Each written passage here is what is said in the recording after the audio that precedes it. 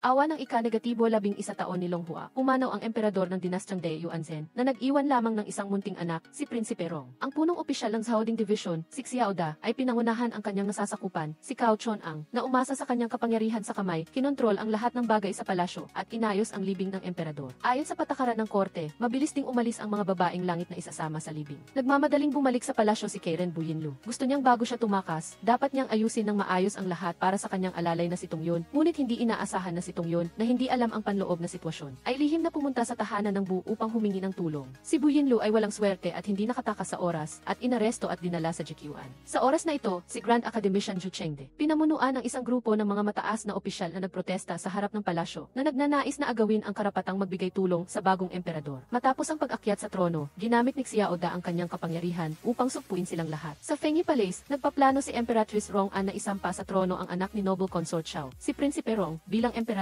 Dahil makokontrol niya si Prinsipe Rong, palihim siyang nag-utos na patayin si Noble Consort Xiao. Matapos umakyat sa trono si Prinsipe Rong, siya ang magiging nag-iisang banal na balo ng dinastyang Dai. Pagkatapos ng kamatayan ni Emperador Rong An, si Emperatrice Rong An at si Xiao Da ay nagkaisa upang mamahala, ngunit nag-iingat din siya kay Xiao Da, kaya lihim siyang nakipag-ugnayan kay Prinsipe Nan An na si Yuwen Liang. Gusto ng Emperatrice na papasukin si Yuwen Liang sa palasyo. Pagkarinig sa kanyang plano, umalis kaagad si Regent Xiao Da sa palasyo dahil sa abala sa trabaho. Pagbalik sa Zhaoding Division, agad siyang nag-utos kay Cao Chon ang naimbestigahan ang Fengyi Palace. Hindi matanggap na nakatakas ang Emperatrice sa kanilang paningin at nakipag-ugnayan kay Prinsipe Nan An. Gayunpaman, ang pagpasok ni Prinsipe Nan An sa palasyo ay nagbigay ng pagkakataon kay Xiao Da lumalabas na mayroon pa palang isang kapatid si Xiao Da na kamukhang kamukha niya. Siya ang tunay na Xiao Da, ilang taon na ang nakalipas, namatay siya sa kamay ni Yuwen Liang. Kaya naman, nagpanggap si Xiao Da bilang ang kanyang kapatid, pumasok sa palasyo, at naghiganti. Nalalapit na ang oras ng paglilibing ng mga babaeng langit. Hindi pa rin sumusuko si Buyinlu sa pagtakas. Siya at si Limiren ay kumain ng huling pagkain. Itinuro niya sa kanya kung paano magpanggap na nalason at sumuka. Si Yan Gonggong, ang responsable sa libing, ay nakita si Buyinlu at Limiren na sumusuka ng matindi, kaya agad siyang nag-utos sa kanyang mga nasasakupan na hilahin silang dalawa pababa. Tanggalin ang kanilang pangalan sa listahan ng mga ililibing, at ihanda sila para dalhin sa imperial na libingan. Dahil ang katawan ng babaeng nalason ay marumi, hindi sila pinapayagang ilibing. Akala ni Buyinlu ay nakatakas na siya sa kamatayan. Ngunit hindi niya inaasahan na biglang pumasok sa palasyo si Lady Bu at ibinunyag ang kanyang balak. Sinuway ni Lady Bu si Yan Gonggong na hayaang ilibing si Buyinlu. Ayon sa patakaran sa palasyo, kapag may babaeng langit na isasama sa libing mula sa isang pamilya, ang mga lalaki sa pamilya ay isusulong. Kasalukuyan, humihina ang pamilya Bu. Ang pagsasakripisyo ng anak na babae ng isang kerida upang magdala ng karangalan sa buong pamilya ay isang kalakasan, hindi isang kahinaan. Si Tongyon, na orihinal na nag-akala na ang paghingi ng tulong sa pamilya Bu ay magliligtas sa kanyang ginang, ay hindi inaasahan na sinasaktan niya pala ito. Ang nakababatang kapatid ng emperador, si Prinsipe Fu, ay palihim na nakipag-ugnayan sa Zhaoding Division na humihiling kay Xiao Da na tulungan siyang iligtas ang isang babaeng langit na nagngangalang Buyinlu. Bagaman mahina at duwag si Prinsipe Fu, siya ang tanging natitirang prinsipe ng pamilya ng imperial. Inakala ni Xiao Da na nawalan na ng kontrol ang emperatrice, at ang biglaang paglapit ni Prinsipe Fu ay isang hindi masamang pagpipilian upang maging kanyang bagong kasosyo. Nakasabit ang puting seda sa liig, ang buhay ay nakabitin sa himpapawid. Siguradong mamamatay na si Buyinlu. Sa sandaling ito, biglang dumating ang punong opisyal Xiao Da. Ngunit dahil tumanggap siya ng suhol mula sa pamilya Bu, ayaw ni Yan Gonggong na palayain siya ng madali. Ngunit sa harap ng malaking kapangyarihan ni Xiao Da, wala siyang magawa kundi sundin. Habang inilalabas si Buyinlu, nalaman ni Xiao Da mula sa bibig ng mga eunuch na si Buyinlu, upang makatakas sa kamatayan, ay nakaisip ng maraming paraan upang iligtas ang sarili. 3 buwan pa lamang siya sa palasyo. Hindi pa niya nakikita kahit ang mukha ng emperador. Upang madaling makontrol si Buyinlu at mapanatili siya sa palasyo, maaari lamang niya itong gawing imperial consort. Pagkagising ni Buyinlu, laging nag-aalala ang kanyang loob. Hindi niya maintindihan kung bakit ililigtas ng punong opisyal ng Zhaoding Division ang isang maliit na opisyal na tulad niya. Nagdududa si Buyinlu na gusto siya ni Xiao Da. Sa sandaling ito, dumating si Xiao Da upang bisitahin siya. Nagkunwari si Buyinlu na tanga, umaasang susukuan siya nito. Sino ang mag-aakala na ang kilos na ito ay magpapaisip kay Xiao Da na siya ay nagpapanggap na mahina? Iniulat ni Xiao Da kay Prinsipe Fu ang pagliligtas kay Buyinlu. Tinupad din ni Prinsipe Fu ang kanyang pangako.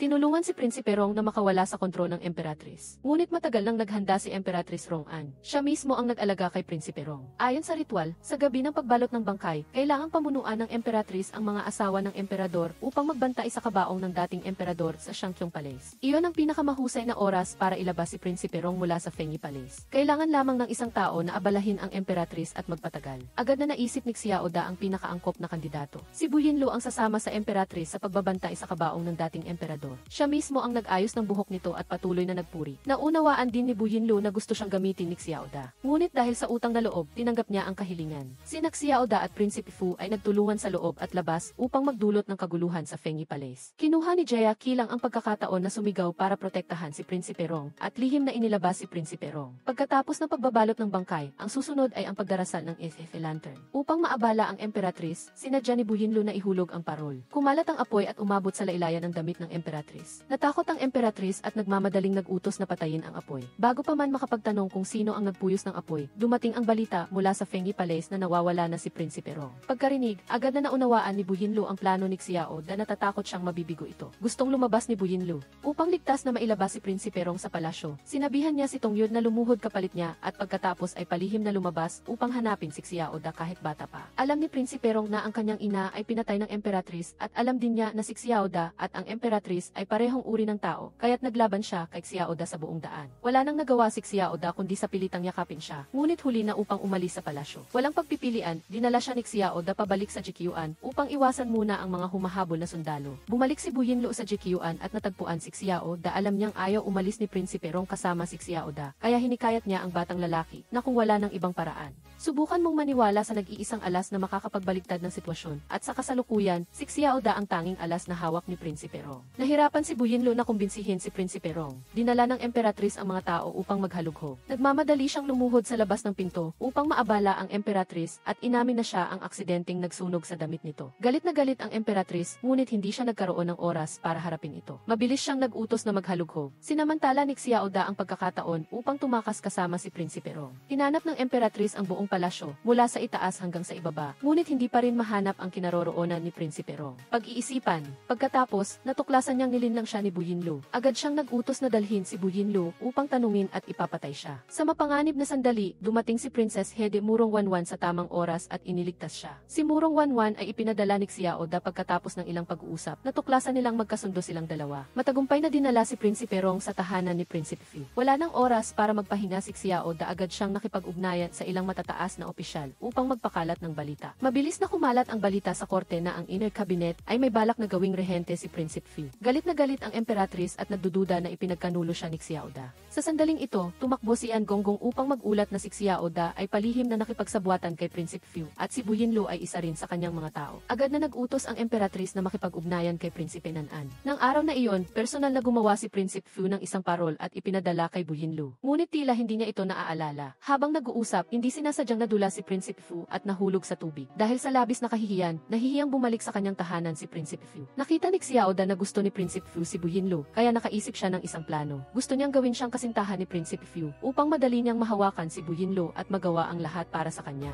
Nagpadala si Xiao Da ng maraming kayamanan sa Jikyuan, ngunit si Bu Yinlu ay isang tao na walang pakialam sa karangalan at kayamanan at ayaw niyang makipagtulungan kay Xiao Da kahit anuman. Hindi na nakapagtimpi si Xiao Da at agad siyang nag-utos kay Cao Chon ang napaalisin ang lahat ng mga tagapaglingkod sa silid. Naramdaman ni Bu Yinlu na hindi maganda ang sitwasyon, agad siyang nagbago ng kilos ng 180 degrees, lumuhod at niyakap ang paa ni Xiao Da upang magmakaawa. Hindi pa talaga tamang oras na gamitin siya upang mahikayat si Prinsipe Fu. Mas mabuting panatilihin siya sa tabi ni Xiao Da. Naisip ni Xiao Da na hindi pa rin hawak ni Prinsipe Fu ang kapangyarihan. Hanggat nasa kanyang kamay si Bu Yinlu, hindi siya matatakot na maapektuhan ng anumang gagawin ni Prinsipe Fu. Kaya, tinanggap niya ang kahilingan ni Bu Yinlu. Hating gabi, inalala ni Prinsipe Fu ang nakaraan. Lumalabas na siya ay duwag mula pagkabata, laging binubuli ng kanyang mga nakatatandang kapatid, at nakulong pa sa isang madilim na silid. Minsan, iniligtas siya ni Bu Yinlu na may dalang maliit na parol. Mula noon, minahal na niya ito ng malalim. Bigla, naramdaman ni Prinsipe Fu na may tao sa likod niya. Natakot siyang lumingon at sumigaw kay Sun Gonggong. Nagmamadaling tumakbo si Sun Gonggong at natuklasan na si Prinsipe Rong ay nakahiga sa lupa. Agad na tumakbo si Xiao Da sa tahanan ng prinsipe. Ngunit matagal nang pumanaw si Prinsipe Rong. Sa puntong ito, wala silang pagpipilian kundi kumuha ng panganib. Sa tahanang Tuota, natuklasan ng tagapaglingkod ang bangkay. Si Prinsipe Rong ay nakahiga sa kabaong ni Lady Xiao. Nang matanggap ng Emperatrice ang balita, agad niyang tinipon ang lahat ng nagbabantay na tagapaglingkod. Sinabihan niya ang taong unang nakatuklas na ilahad ng detalyado ang buong pangyayari. Nautal na nagkwento ang tagapaglingkod na pagkapasok niya sa tahanang Tuota, narinig niya si Prinsipe Rong na tinatawag ang kanyang ina at pagkatapos ay binagok ang kanyang ulo sa kabaong. Sinamantala ni Xiao Da ang pagkakataon at nagsalita, hindi maaaring walang hari ang isang bansa kahit isang araw. Si Prinsipe Rong ay pumanaw na. Si Lady Murong ay nag-iwan lamang ng isang dugong buo, si Prinsipe Shiki. Pagkatapos na magsalita, agad na lumuhod si Xiaoda sa harap ni Prinsipe Fu na humihiling sa prinsipe na pangunahan ang sitwasyon. Sunod-sunod na sumunod ang mga mataas na opisyal, lumuhod at sumigaw ng mga slogan.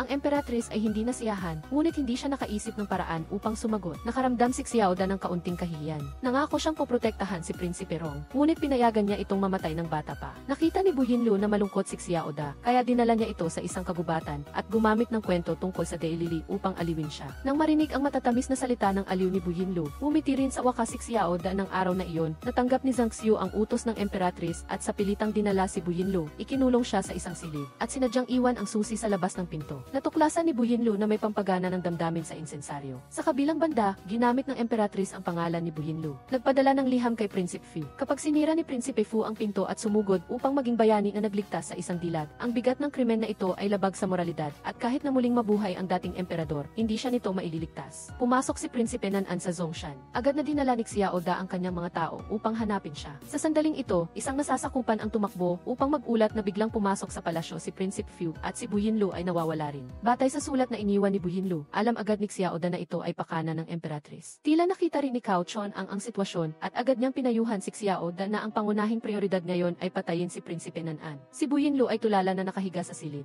Tila ang lahat ay nangyayari ayon sa plano. Hindi inaasahan, biglang dumating si Xiaoda lumalabas na nag-alala siyang may masamang mangyayari kay Bu Yinlu, kaya nagmamadali siyang bumalik. Una, pinigilan niya si Prinsipe Fu na pumasok sa silid. Pagkatapos, nagpalit siya ng damit at pumasok sa kanyang sarili. Sa sandaling ito, matagal nang pinatay ni Bu Yinlu ang pampagana ng damdamin, ngunit matalas pa rin ang pang-amoy ni Xiaoda at naamoy niya ito. Inakala ng Emperatrice na maaaring nakapasok na si Prinsipe Fu, kaya dinala niya ang kanyang mga tao. Ngunit pagkabukas ng pinto, ang taong humarap sa kanya ay si Xiaoda. Nang malaman na nabigo ang kanyang plano, tinanong ng Emperatrice si Xiaoda kung bakit siya nagtaksil sa kanya. Matapos ang lahat ng kabutihang ginawa niya sa kanya sa loob ng maraming taon, umiti si Xiaoda ng may paghamak. Itinuturing lang siya ng Emperatrice na parang isang aso. Nakalaro niya kapag masaya at sinasaktan kapag malungkot. Ngunit ayaw maging asong iyon ni Xiaoda. Hawak niya na ngayon ang lahat ng kapangyarihan at binalaan ang Emperatrice na dapat siyang umalis sa kabisera. Si Prinsipe Nan-an ay naglaro ng isang trick sa Zongshan at matagumpay na nakatakas. Nahuli lamang ng Zhaoding Division ang nakababatang kapatid ni Prinsipe Nan-an, si Yuwen Liangzi. Galit si Xiaoda ngunit wala siyang magawa. Dumating si Prinsipe Fu sa tamang oras. Agad na ginamit ni Xiaoda ang pagkakataong ito upang humingi ng tawad na nagpapaalala sa kanya na huwag maging padalos-dalos bago umakyat sa trono.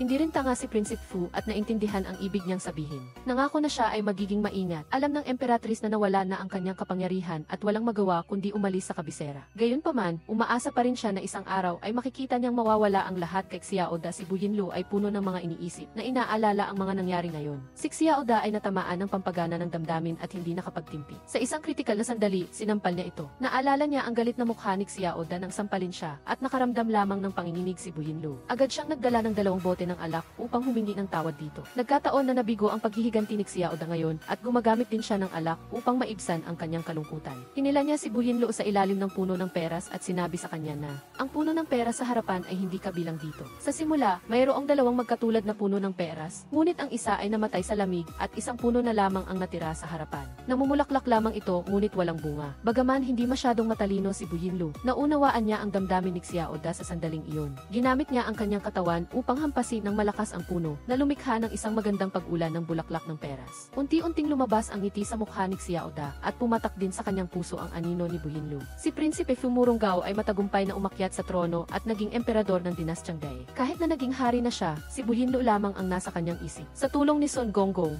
pumayag si Bu Yinlu na makipagkita kay Murunggao. Masiglang ikinuwento ni Murunggao ang kanilang pagkikita noong taon na iyon. Medyo nahihiya si Bu Yinlu at nagawa lamang siyang aliwin na sa halip na alalahanin ang nakaraan, mas mabuting gumawa ng mas praktikal na bagay. Nang marinig ni Xiaoda na nakipagkita si Bu Yinlu kay Murunggao, hindi siya mapakali. Agad siyang tumakbo upang hanapin ito. Ayon sa kanya, gusto lang niyang suriin ang damdamin ni Bu Yinlu para kay Murunggao. Nang makita na wala siyang damdamin para kay Murunggao, hindi sinasadyang umiti si Xiaoda ng may kasiyahan. Kumalat ang chismis sa palasyo na ang emperador ay may malapit na relasyon kay Imperial Consort Bu. Nang marinig ang balita, agad na pinayuhan ni Xiaoda si Murunggao. Ang bagong emperador ay bagong umakyat sa trono at hindi pa matatag ang pundasyon. Mas mabuting bawasan ang pakikipag-ugnayan kay Imperial Consort Bu upang maiwasan ang mga chismis at mahulog sa bitag ng kaaway. Nakita ito ni Son Gonggong na nakatayo sa tabi at sumabat din siya. Ngayon, ikaw ang emperador. Gawin mo ang gusto mong gawin. Kailangan mo pa bang humingi ng permiso sa iba? Nang marinig ang mga salitang ito, hindi nag-atubili si Murong Gao. Agad siyang tumakbo upang hanapin si Bu Yinluo at direktang nagtapat ng pag-ibig dito. Natakot si Bu Yinluo at agad na tumanggi na sinasabing gusto lang niyang lumayo sa palasyo. Mas mabuting pumunta siya upang magbantay sa imperial na libingan ayon sa regulasyon. Nagbuntong hininga si Murong Gao at nangakong papayagan siyang umalis sa palasyo. Sa araw ng pag-alis ni Bu Yinluo sa palasyo, iginiit ni Xiao Da na minamaneho ng personal na sinamahan ang mga tao sa daan na nakakita sa pagsasaya ni Ding Ti at nagtatakbuhan. Nang makita na masama ang pakiramdam ni Xiao Da, mahinang inalo ni Bu Yinluo si Xiao Da at nangakong dadalawin siya minsan isang buwan. Pagdating sa libingan ng imperial, nakita ni Bu Yinluo muli si Li Pingru na siyang dating Li Meiren. Akala niya ay gugugulin niya ang kalahati ng kanyang buhay sa pagkabagot hanggang sa tumanda. Ngunit sino ang mag-aakala na ang mga tagapagbantay na babae sa libingan ay mahilig maglaro ng barahan ng ganito. Labis na natuwa si Bu Yinluo at agad na nakisama sa grupo. Si Liu Gonggong ay ang punong eunuko ng libingan ng imperial. Pinaalalahanan ni Li Pingru si Bu Yinluo na huwag niyang kagalitan ang eunuch na ito. Habang nagsasalita, biglang lumitaw si Liu Gonggong. Inutusan niya si Li Pingru na sumama sa kanya. Nakita ni Bu Yinluo na takot siya, kaya lumapit siya para tulungan. Alam ni Liu Gonggong na hindi niya pwedeng galawin ang prinsesa-in-law na ito, kaya nagangalit siyang binitawan ang tao. Kinabukasan, ipinahayag ni Liu Gonggong sa harap ng bulwagan na pinili niya si Li Pingru na maglingkod sa ilalim ng lupa. Ipinakita ni Li Pingru ang mukha ng taong wala ng pinagsisisihan at sinabi kay Bu Yinluo na ang mga taong nauna nang pumunta sa ilalim ng lupa ay namatay o kaya inabaliw. Labis na nausisa si Bu Yinluo at nagmungkahi na gusto rin niyang sumama at maglingkod sa ilalim ng lupa. Sa ilalim ng lupa, takot na takot si Li Pingru kaya't hinawakan niya ng mahigpit ang manggas ni Bu Yinluo. Ngunit si Bu Yinluo ay natural lang na para bang umuwi siya sa sarili niyang bahay. Kinuha niya ang robe ng dating emperador at inilatag sa lupa at humiga. Si Li Pingru ay takot pa rin. Binanggit ni Bu Yinluo ang pangalan ni Xiao Da. Binigkas ito na parang panalangin. Sinasabing ang mga taong may malakas na aura ng pagpatay ay maaaring sumupil sa mga demonyo. Sa Zhaoding Division, si Xiao Da ay tila naguguluhan. Nang malaman niya na si Yuwen Liang ay biglang nag-imbita ng isang sirkero sa kanyang mansyon, naramdaman niya na mayroong mali. Agad siyang tumakbo upang suriin. Sa katunayan, natuklasan niya ang laso na nakatago sa hawakan ng espada. Agad na inutusan ni Xiao Da ang mga tao na arestuhin silang lahat para imbestigahan.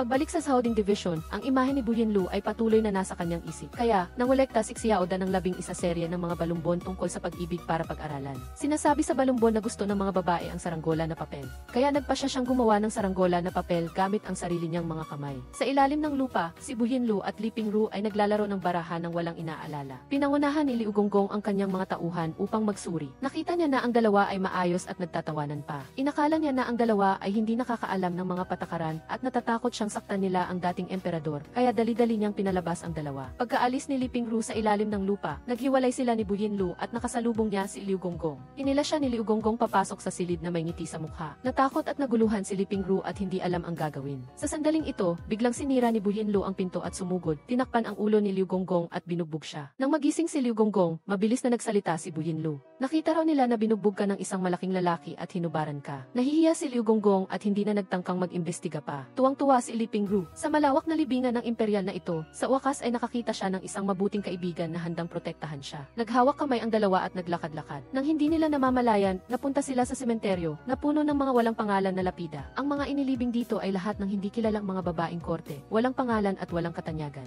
Naalala ni Bu Yinluo ang kanyang ina at naisip ang kanyang sariling kinabukasan at walang magawang nagbuntong hininga. Ang pamilya Yuwen ay may isang pares ng sinaunang Khotan Jade at ginagamit nila ang jade na ito upang magbigay ng utos sa mga espiya. Sa lahat ng dako, ang isang piraso ay nasa Namwan Wang at ang isa pang piraso ay nasa kamay ni Yuwen Liangzi. Bagamat kontrolado si Yuwen Liangzi ni Xiao Da, hindi siya maaaring gumawa ng padalos-dalos na kilos sa ngayon. Pagdating ng araw ng tagpo kay Bu Yinluo, nakatanggap si Xiao Da ng balita na si Yuwen Liangzi ay pumunta sa pitch ng Fuju. Kaya dinala niya ang kanyang mga tauhan doon. Nais niyang gamitin ang jade pendant ng pamilya Yuwen bilang taya. Kung sino ang manalo, mapupunta sa kanya ang jade. Hindi inaasahan, pagkatapos ng ilang laro, ang koponan ni Xiao Da ay natalo ng husto. Narinig ni Murong Wanwan na may naglalaro ng Fuju at masigasig siyang tumakbo papunta doon. Mahilig siyang maglaro ng Fuju at tinitiyak na tutulungan niya ang koponan ni Xiao Da na manalo. Ang kanyang mga galaw ay mabilis at maliksi. Talagang ang sinabi niyang mananalo ay nanalo. Napilitan si Yuwen Liangzi na ibigay ang jade pendant. Espesyal na pinaalalahanan pa ni Murong Wanwan si Xiao Da na gumawa ng peke at ibalik ito sa kanya upang maiwasan ang paggising sa ahas. Labis na nagpasalamat si Xiao Da sa tulong ng prinsesa. Pagkatapos magpaalam, nagmadali siyang pumunta sa libingan ng imperial. Ngunit pagkalabas niya ng pintuan, nagsimulang umulan ng malakas. Sa kabilang banda, naghihintay din si Bu Yinluo sa kanya sa pintuan ng libingan ng imperial. Kahit na na umuulan ng malakas, nagpumilit pa rin siyang maghintay. Ngunit matagal nang naghihintay si Bu Yinlu at hindi pa rin sumisipot si Xiao Da. Naisip niya na niloloko siya nito. Sa sandaling ito, itinulak ni Xiao Da ang pinto at pumasok. Ibinigay niya sa kanya ang saranggola na papel na ginawa niya mismo.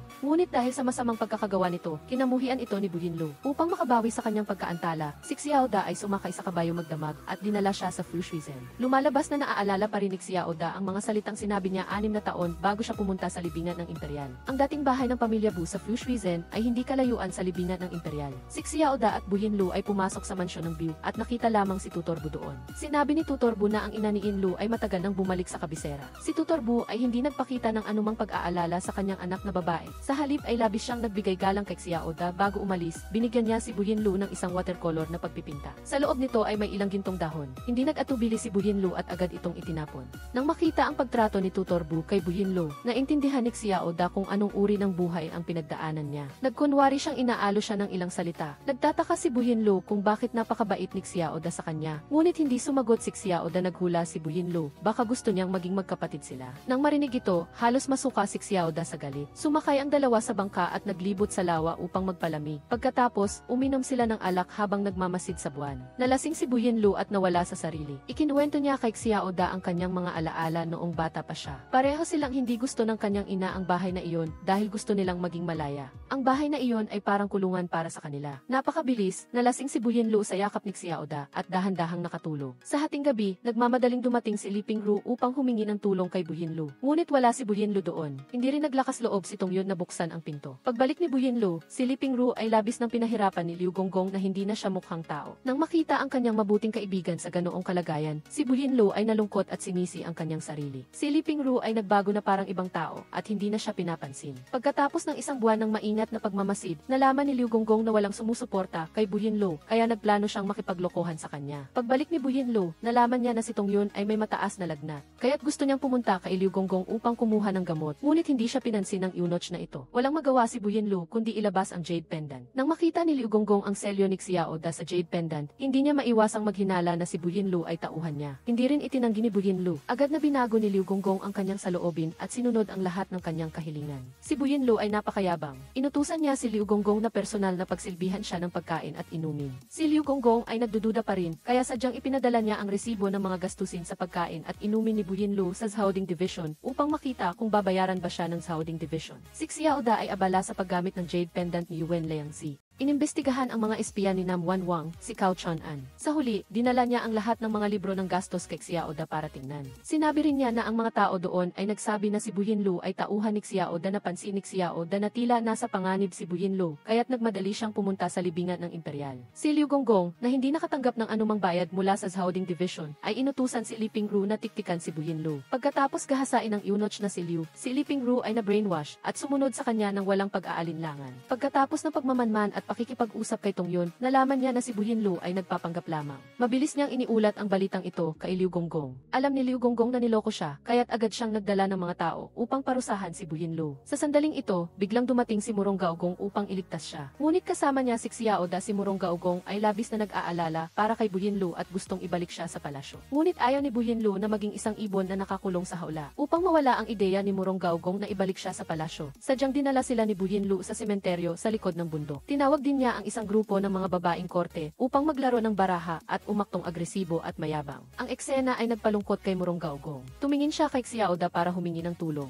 Nagbigay ng ideya si Xiao Da na mas mabuting hayaan siyang ilabas si Bu Yinlu sa libingan ng Imperial. Pagkatapos ay maghanap ng ilang yaya upang turuan siya. Sumang-ayon si Murong Gaogong na pansamantalang papayagan siyang manatili muna sa mansyon ni Xiao Da. Si Bu Yinje, ang lehitimong anak na babae ng pamilya Bu, nang marinig ang balita na si Bu Yinlu ay minamahal ng Wan Suiye, ay labis na hindi nasisiyahan, kaya't lumapit siya sa kanyang sariling ina. Si Madam Bu mismo ang nagpunta sa libingan ng Imperial upang makita si Li Pingru. Alam niya na kung kumalat ang balita tungkol sa iligal na relasyon ni Li Pingru kay Liu Gonggong, tiyak na mapaparusahan siya. Kaya't inudyukan niya si Li Pingru na sadyang guluhin si Bu Yinlu sa araw ng seremonya sa libingan ng Imperial. Hindi nagtagumpay si Li Pingru sa pag-atake kay Bu Yinlu at nahuli pa ni Sida sa akto. Labis na nalungkot si Bu Yinlu at tinanong siya kung bakit siya naging ganoon. Lumabas na si Li Pingru ay laging sinisisi si Bu Yinlu dahil sa hindi niya pagligtas sa kanya noong gabing iyon. Si Buyinlu ay nakadama rin ng pagkakonsensya dahil dito. Ngunit hindi siya Diyos at hindi niya kayang gawin ang lahat ng bagay ng maayos. Dahil sa kanilang nakaraang pagkakaibigan, pinakawalan siya ni Buyinlu para makauwi. Sa wakas ay natauhan si Li Pingru. Pinaalalahanan niya si Buyinlu na mag-ingat kay Madam Bu. Pagkatapos, lumipat si Buyinlu sa mansyon ni Xiao Da noong araw na iyon, nakatanggap si Wanwan ng imbitasyon mula kay Buyinlu upang dumalo sa isang piging sa mansyon. Ngunit hindi inaasahan, si Yuwen Liangzi ay nagpanggap na katulong at pumasok. Nang matuklasan ito ni Xiao Da, nagpasya siyang gamitin ang kanyang plano laban sa kanya upang makita kung ano talaga ang gustong gawin ng munting prinsipe na ito. Nakapasok si Yuwen Liangzi sa mansyon ngunit naligaw.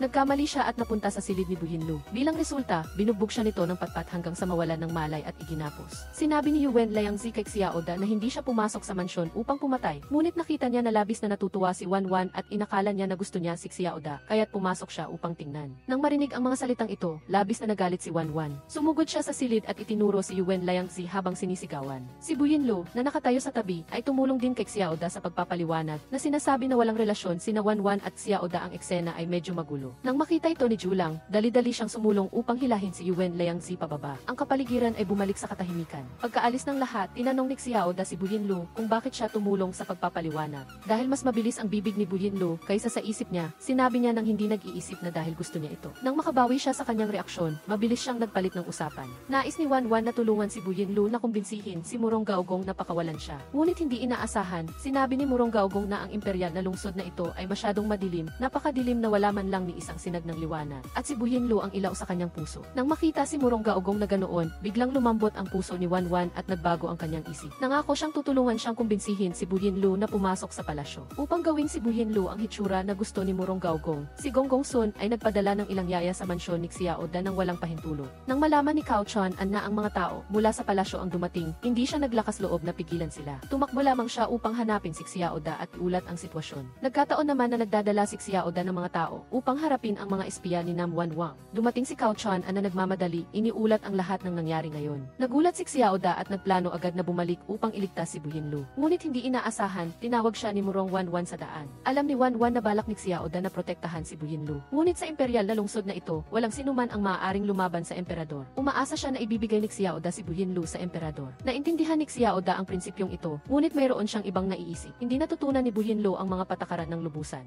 Hinabol siya ng mga yaya. Pagbalik ni Xiao Da, nasaksihan niya ang nakakatuwang eksenang ito. Sinaway niya ang mga yaya na walang kwenta. Kahit na hindi sumasang-ayon ang mga yaya sa kanilang puso, nag-impact pa rin sila at umalis. Siya mismo ang pupunta sa emperador upang humingi ng tawad. Alam ni Murong Gaogong na si Buyinlu ay mali ang pagtrato, kaya't nagmamadali siyang pumunta sa mansyon ni Xiao upang tingnan. Upang hindi na maparusahan ng mga yaya, nagpanggap si Buyinlu na maging isang disenteng dalaga. Bagamat nagustuhan ni Murong Gaogong ang ganoong Buyinlu, naramdaman din niya ang pag-iwas at pagiging formal ni Buyinlu sa kanya. Nang makita ni Gonggong Sun na hindi nagtagumpay ang pagtuturo ng mga yaya, nagpanukala siyang dalhin si Buyinlu sa Menglu upang matuto ng sining. Ang Menglu ay ang pinakamahusay na bahay aliwan sa kabisera. Si Xiao Da ay syempre hindi sumang-ayon na pumunta si Buyinlu doon. Ngunit hindi naintindihan ni Buyinlu ang iniisip ni Xiao na inakala niya na gusto pa rin siyang ipadala sa palasyo, kaya't nagpasya siyang magrebelde at sumuko. Kinabukasan, pusang loob siyang pumunta sa Menglu. Si Buyinlu ay matagumpay na tinanggap bilang disipulo ni Meng Jiayu, ang may-ari ng bahay aliwan. Nanatili siya sa Menglu upang matuto ng drum dance. Naiinis si Xiao Da kay Buyinlu, ngunit dahil sa kanyang dignidad, hindi siya pumunta upang hanapin siya. Ngunit araw-araw, tumatakbo si Cao Chuan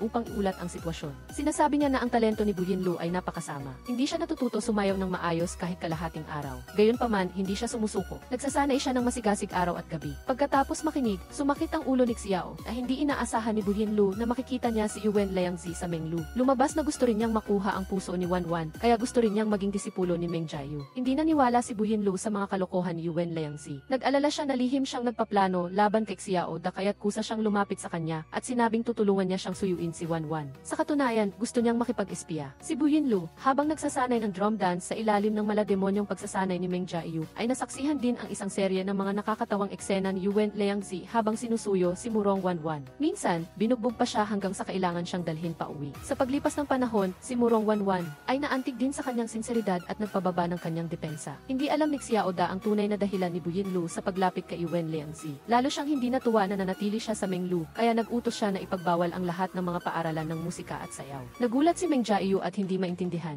Ang pagsasanay araw at gabi ay nagbigay kay Bu Yinlu ng ilang tagumpay sa wakas. Kasabay nito, napagtanto niya rin na si Yuan Liangzi ay isa lamang baliw na umiibig. Sinabi niya kay Cao Chang'an para may ulat niya ang sitwasyon kay Xiao Da sa sandaling ito. Napagtanto ni Xiao Da na nilapitan ni Bu Yinlu si Yuan Liangzi para sa kanya. Labis siyang naantig. Nagpasya siyang ibalik siya sa mansyon ni Xiao. Ngunit hindi niya alam na sa sandaling ito, si Meng Jiayu, dahil sa utos ng pagbabawal na kanyang ipinalabas, ay kailangang payagan si Bu Yinlu na humarap sa mga panauhin sa bintana ng bulaklak para sa kanya. Si Xiao Da, nang malaman ang balita, ay tumanggi pa rin pumunta upang makita siya dahil sa kanyang dignidad. Tumugtog ng lute si Meng Jiayu sa hating gabi na nagpaalala kay Bu Yinlu sa kanyang ina. Minsan, umasa siya na paglaki niya, makakahanap siya ng isang taong para sa kanya. Ngunit hindi talaga alam ni Bu Yinlu kung nasaan ang taong iyon. Si Yuan Liangzi, sa mga araw na ito, ay sumusunod sa mga taktika na itinuro ni Meng Jiayu at sadyang hindi na naghanap kay Murong Wanwan. Sa halip, ginawa nitong namimiss siya ni Murong Wanwan. Pumunta siya sa Menglu upang hanapin si Yuan Liangzi. Nagkataon, nalaman niya na itinuro ni Meng Jiayu sa kalaban kung paano siya akitin. Galit na galit si Wanwan at binugbog siya. Si Xiao Da, sa wakas, ay hindi na nakatiis. Lihim siyang pumasok sa Menglu sa hating gabi. Nakita niya si Bu Yinlu na nagsasanay ng drum dance mag-isa at namangha sa kanyang sayaw. Nang makita ni Bu Yinlu si Xiao Da na biglang nakatayo sa harap niya, natakot siya at nadulas. Sinalo siya ni Xiao Da at magkasama silang natumba. Nagtitigan sila at nakita sila ni Meng Jiayu. Nahihiyang nagpaliwanag si Bu Yinlu. Pagkatapos, naalala niya ang damdamin ni Xiao Da at naghinala kung gusto rin siya nito. Upang patunayan ang kanyang hinala, nang gustong gamitin ni Yuan Liangzi ang Lantern Festival upang makipagkita kay Wanwan.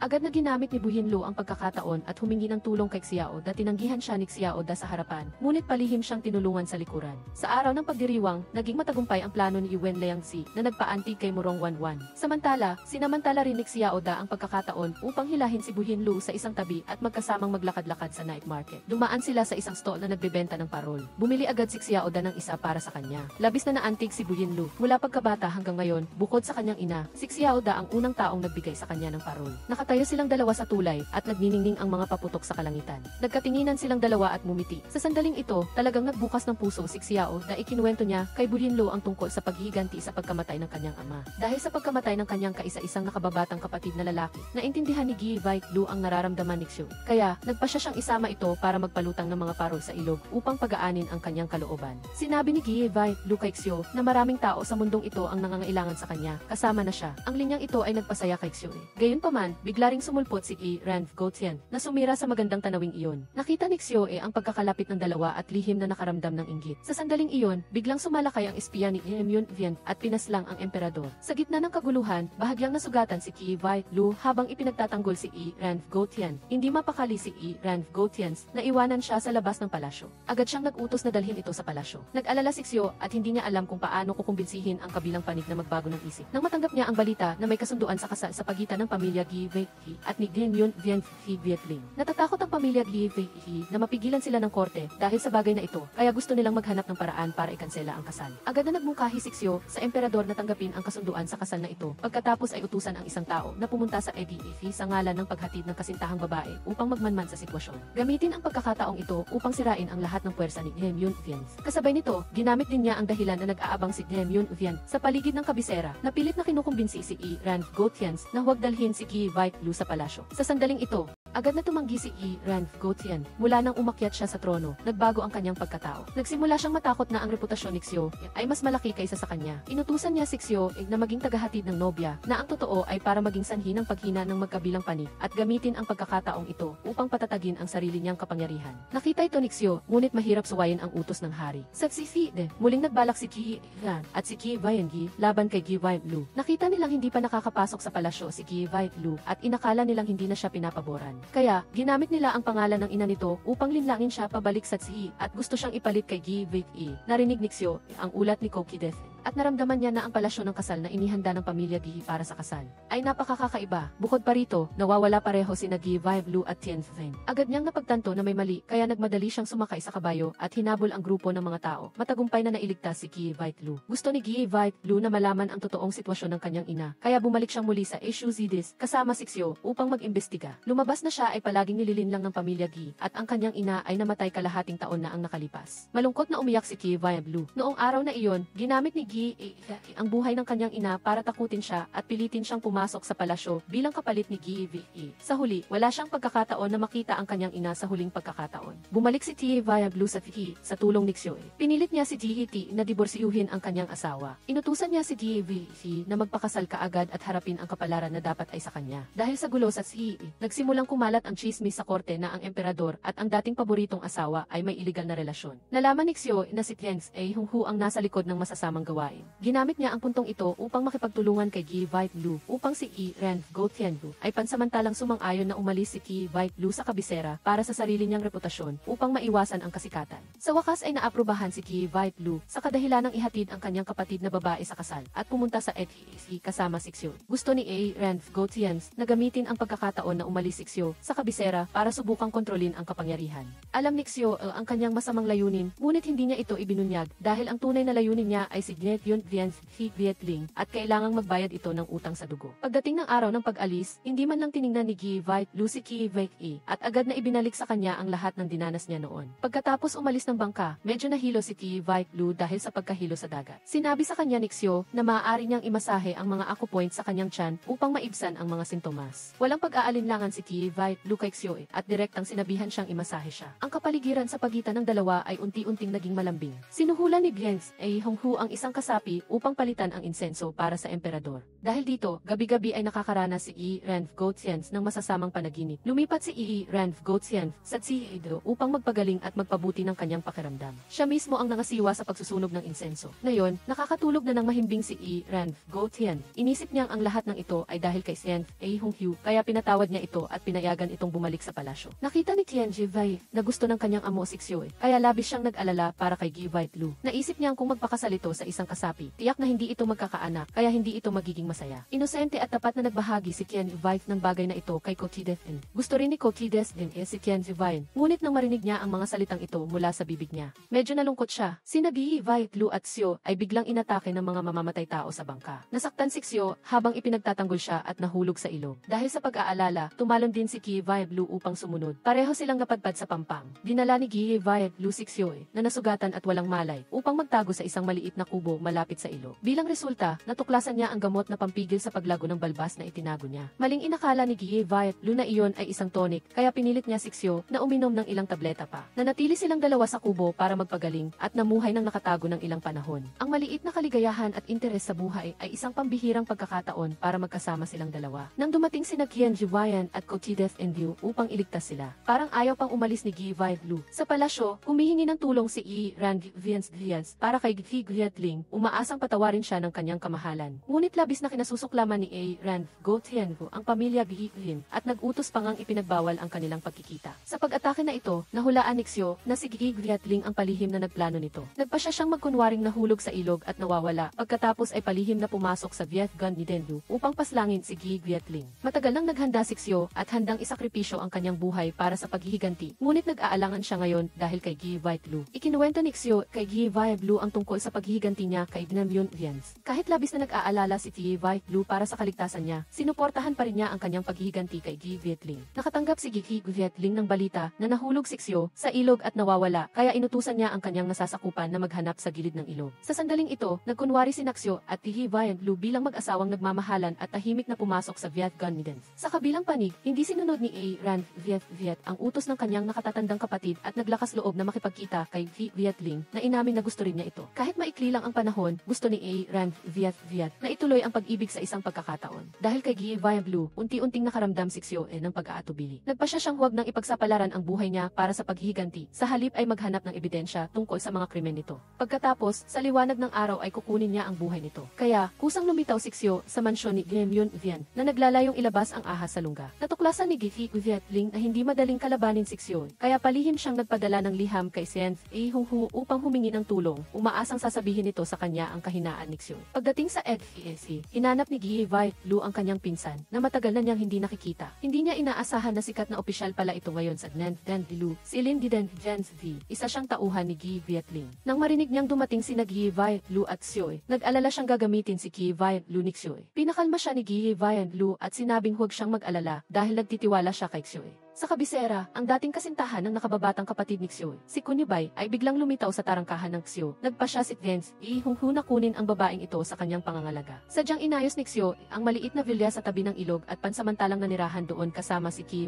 Lu. Masiglang inanyayahan siya ni Qi Lu na tikman ang mga masasarap na pagkain ng AFC at magkasama silang nanood ng mga paputok, tumatawa at nagagala. Tinanong ni Tian Juvai kung may lihim na pag-ibigan ba sila ni Xiu si Den Yuvai. Pagkatapos makatanggap ng kumpirmasyon mula kay Qi Lu, nag-alala si Tian Juvai at pinayuhan ang kanyang amo na huwag makisama sa isang kasapi dahil hindi siya magiging tunay na masaya sa huli. Nang marinig ni Qi Lu ang patuloy na pagdaldal ni Tian Juvai, sumakit ang ulo niya at tumakbo siya sa silid ni Xiu. Pagharap kay Xiu, walang pag-aalinlangan na sinabi ni Qi Lu na gusto niyang matulog kasama niya. Walang nagawa si Xiu kundi magsindi ng insenso laban sa lamok para kay Qi Lu at humiga sa tabi niya nang nakasuot pa ng damit. Nagkwentuhan silang dalawa tungkol sa kanilang damdamin habang nakahiga sa kama at pagkatapos ay niyakap ang isa't isa at nakatulog. Kinaumagahan, hindi nakita ni Tian Juvai si Qi Lu kaya hinanap niya si Kokides Enyu upang magtanong. Sa sandaling ito, bumukas ang pinto ng silid ni Xiu at biglang lumitaw si Qi Lu. Napatigil sina Tian Juvai at Kokides Enyu ng 5 segundo. Nag-alala si Kokides Enyu na baka maging dahilan ang kanyang amo upang magdalang tao ang konsorte at magiging mahirap itong ipaliwanag pagbalik sa kabisera. Si Xiu,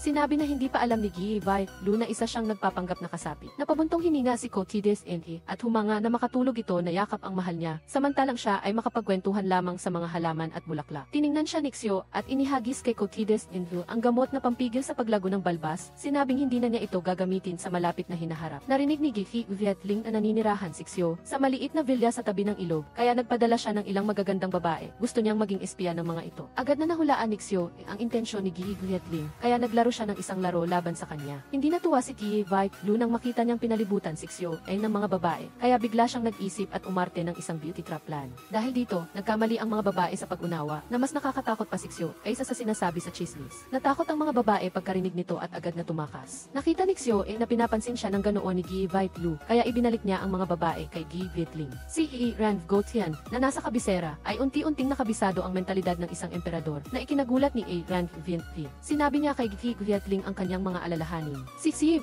Lu bilang konsorte ay inatasang mag-organisa ng kasal ni Qi at Qi Vietling. Ayon sa mga batas ng BFEC, bago ang kasal, ang nobya ay dapat personal na gumawa ng isang pares ng sapatos para sa nobyo. Tiningnan ni Qi Lu ang sapatos na ginawa ni Qi para kay Qi Vietling. Sa kanyang isip, sumagi si Xiu kaya agad siyang pumunta upang sukatin ang paa ni Xiu at nagsimulang gumawa ng sapatos para sa kanya. Natanggap ni Xiu ang sapatos na ginawa ni Qi Lu para sa kanya at hindi niya ito binitiwan dahil sa pagmamahal. Ang kasal ni Dinambyon Lianhu ay nagdulot ng kakaibang damdamin kina Qi Lu at Xiu. Dahil sa magkaibang katayuan, hindi sila maaaring magkaroon ng relasyon tulad ng ordinaryong tao. Sa gabi ng kasal, si Qi Vietling ay iniwan ni Qi Vietling sa isang walang laman na silid. Nagalit siya at agad na sinermona ni Qi Vietling. Napagtanto ni Qi Vietling na maaari lang siyang umasa kay Qi Vietling, kaya upang pakalmahin ang sitwasyon. Sinabi ni Qi na naghihinala siyang mailihim na relasyon sina Qi Lu at Xiu. Nag-alinlangan si Qi Vietling ngunit nagpasya siyang subukan. Ginamit niya ang pagkakataon na wala si Xiu sa villa at inutusan ang isang tao na imbitahan si Qi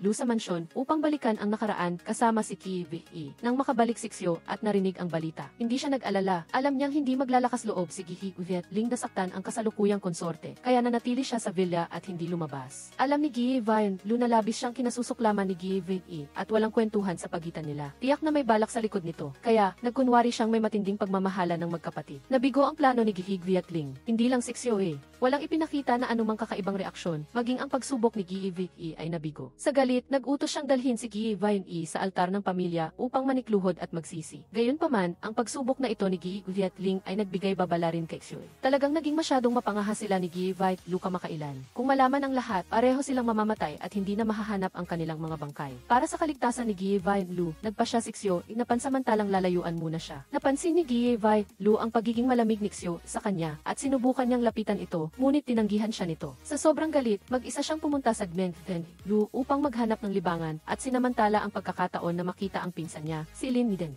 Nang malaman ito ni Xiu, hindi siya mapakali, kaya palihim niya itong sinundan. Nang matuklasan siya ni Qi Lu, nahiya siya at hindi umamin. Sa kabilang panig, natanggap ni Qi Vietling ang liham ni Fence Honghu. Nagpadala ito ng dating kasintahan ng kapatid ni Xiu, si Qiubay, sa EGFEC. Nagpasya si Qi Vietling na panatilihin siya sa tabi ni Xiu upang maging espiya niya. Si Qiubay, na inosente, ay hindi alam na ginagamit siya. Nag-iisa siyang pumunta sa villa. Nang makita niya si Xiu, tinawag niya agad ang palayaw nito noong bata pa. Napagtanto ni Xiu na siya ay kakilala pangalan ng kanyang kapatid. Ngunit napansin din niya na ang biglaang pagdating ni Kyubi ay tiyak na hindi simple. Wala siyang nagawa kundi patatagin muna ang loob ng mga tao at pagkatapos ay mag-imbestiga. Natuklasan ni Gi Lu ang pag-iral ni Kyubi at nalaman na siya ang dating kasintahan ni Xiu. Nakaramdam siya ng matinding selos. Sa sandaling ito, naghinala rin si Xiu na may problema kay Kyubi kaya hindi niya ito pinayagang lumapit kay Gi Lu. Ngunit lalo lang itong nagdulot ng maling akala kay Gi Lu. Lalo siyang naging mausisa kay Kyubi kaya palihim siyang pumasok sa silid nito. Pagkatapos ng maikling pag-uusap, hindi maiwasang magduda ni Gi Lu na parang hindi kilala ni Xiu ang babaeng ito. Naalala niya ang sinabi ni Xiu na mayroon pa siyang isang nakababatang kapatid na lalaki na namatay. Nagsimulang magduda si Gi Lu kung ang kasalukuyang Xiu ay ang tunay na Xiu. Sa sandaling ito, narinig ang boses ni Xiu sa labas ng pinto. Agad na nagkunwari si Kyubi na parang sinaktan siya ni Gi Lu. Nakita ni Gi Lu na nagkukunwari lang ito, kaya binigyan niya ito ng isa pang sampal. Ngayon, hindi na kailangan pang magkunwari, hindi ba? Ngunit, hindi man lang pinansin ni Xiu si Kyubi at nag-alala lang siya sa kamay ni Gi Lu. Gusto ni Gi Lu na makinig sa paliwanag ni Xiu. Ngunit inisip niya na hindi pa ito ang tamang oras. Sa galit, hinampas ni Gi Lu ang kamay ni Xiu at tumalikod upang umalis. Agad na nag-utos si Xiu sa kanyang mga tauhan na kung si Kyubi ay magsimula pa ng gulo, bigyan siya ng parusang maging pipi. Lihim na nakipagkita ang katiwala ng mansyon ni Hyun Vians kay Kyubi at binigyan siya ng isang bote ng gamot na sinasabing ang gamot na ito ay maaaring magpaibig kay Xiu sa kanya. Ngunit sa totoo lang ay lason ito. Natuklasan ni Xiu ang plano ni Hyun Vians kaya ginamit niya ang pagkakataon na magkunwaring uminom ng lason at magkunwaring patay upang ilabas ang ahas sa lugar. Hindi sinasadyang nakita ni Gi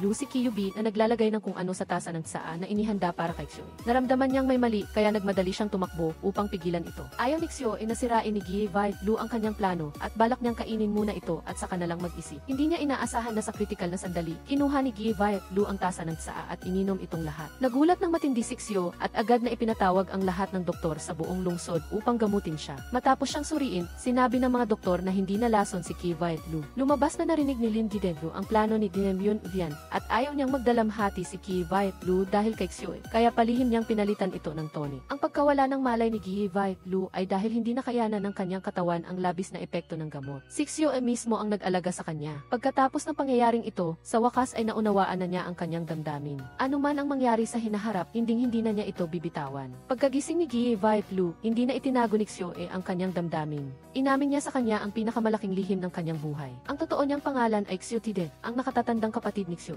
Noong taong iyon, ang kanyang nakababatang kapatid ay pumasok sa palasyo bilang kasapi at namatay sa kamay ng isang tao habang lumalabas ng palasyo. Bago siya namatay, mahigpit niyang hinawakan ang kalahati ng sintas ng salarin at noong araw na iyon, tanging ang karwahe lang ni Hyun Vian ang dumaan sa lugar na ito. Kaya, nakatitiyak si Xiu na si Hyun Vian ang pumatay sa kanyang nakababatang kapatid. Nakatanggap si Gi Ling ng balita na hindi nalason si Xiu at naghinala siyang pinalitan ang gamot ng isang tao. Pagkatapos ng maingat na pagsasaalang-alang, naisip niyang may problema kay Lin Didens, kaya inutusan niya ang katiwala na patayin siya at si Kyubi. Kitang-kita ni Kyubi ang pagmamahalan ni Xiu at Gi Lu at naaalala niya na sinabi minsan ni Xiu na mayroon siyang kambal na kapatid. Napagtanto niya na ang Xiu na minamahal niya ay wala na sa mundong ito. Taos pusong humingi ng tawad si Kyubi kay Xiu at sinabi sa kanya ang lahat ng alam niya. Inayos ni Xiu naligtas siyang makaalis sa FESE. Nang makita ni Xiu na maayos si Gi Lu, naintindihan niyang pinalitan ni Lin Didegu ang gamot. Nagpadala siya ng mga tao upang iligtas ito at pinilit siyang sabihin ang lihim ni Hyun Vian.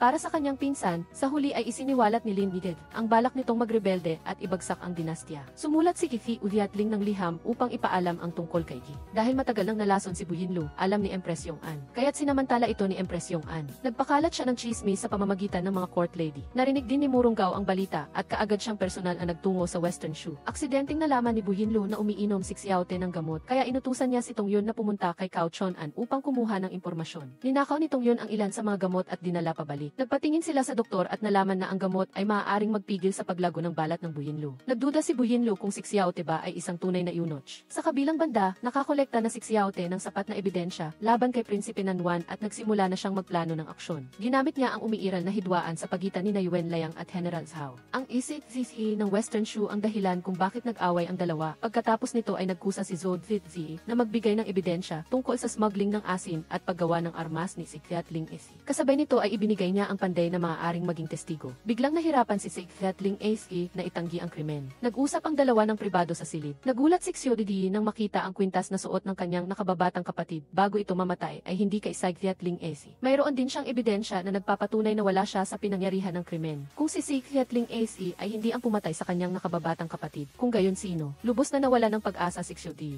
Ang kanyang masusing pagpaplano sa loob ng maraming taon ay humantong sa punto na hindi niya alam kung sino ang tunay na salarin. Masayang naghihintay si Gi Inlu kay Xiudi sa villa, ngunit nakita niyang nakasimangot ito. Sa pamamagitan niya, nalaman niya na hindi si Ling Ace ang tunay na salarin sa pagpatay. Si Gi Inlu ay maaari lamang na maging sa kanyang tabi at dahan-dahang aliwin siya. Ngayon, alam na niya na si Xiudi ay hindi isang tunay na eunuch. Alam din ng dalawa na napakaraming nag-ugnay sa kanila, ngunit gusto pa rin nilang magpakasal. Sa pagpapatunay ng langit at lupa, sila ay magiging mag-asawa mula ngayon. Sa sandaling ito, nagmamadali ring pumunta si Rengo sa Western Shu. Tumpak na nakita ni Ling Ace ang takot ng emperador kay Xiudi. Sinasamantala niya ang puntong ito upang makatakas sa parusang kamatayan at naghintay ng pagkakataon para mag-away ang dalawa upang makabangon siyang muli. Pumunta si Rengo sa villa sa tabi ng ilog at sinisi si Xiudi dahil sa kanyang kapabayaan na nagdulot ng panganib kay Taifei. Pinarusahan siyang paluin ng 20 palo. Nagpa siya si Rengo na ibalik si Gi Inlu sa palasyo at inutusan si Xiudi na manatili sa Western Shu upang suppuin ang mga bandido at hindi pinahintulutang bumalik sa kabisera ng walang utos. Lihim din niyang itinaas ang ranggo ni Gi, isang tanod na naglingkod sa kanyang ina bilang commander ng Imperial Guard at nagtayo ng sarili niyang network ng impormasyon. Nalaman din ng kanyang mga tauhan ang lihim na relasyon ni Gi Inlu at Lin Tidengensu. Si Rengo ay nagdududa. Nagtulungan si Gi Inlu at Lin Tiden at nakipagsabuatan kay Prinsipe Denlin. Ayaw ni Xiudi na bumalik si Gi Inlu sa nakakasakal na palasyo, kaya't ipinagsapalaran niya ang pagtakas kasama nito. Kahit nabuhay niya pa ang kapalit, kailangan niyang tulungan itong maging malaya. Napansin ni Gi Inlu na nagbago na ng husto si Rengo. Natatakot siyang mahulog sa bitag nito kung tatakas siya. Gumawa siya ng dahilan upang magdala ng prutas at nakinig sa pag-uusap nila ni Tit Yedigan. Nalaman niyang inutusan ni Rengo si Gi